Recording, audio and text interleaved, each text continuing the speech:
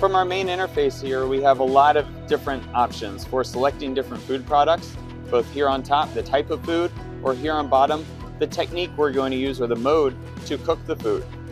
If, for example, we selected meat and we were cooking an overnight roast or a low temperature roasting, we could select that process, and then the unit asks us how we want the food finished, with or without a sear, and the final internal temperature. As you can see, it automatically starts preheating and walks us through the process. As the chef finishes the cook, we would select this little icon in the corner that would allow us to save this process and really identify, that worked great, let's make sure that's replicatable next time. We can even add pictures and lots of other information.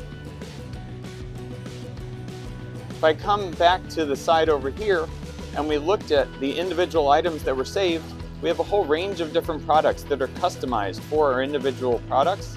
You'll see here, low temperature roasting 2 was the process we just did and saved. Now, the next time the chef wants to cook that process, one button push, and it automatically will load with the correct settings and temperatures and times. The unit makes determination of how long it cooks and what temperature it cooks at based on whatever is put into the unit. It's all automatic.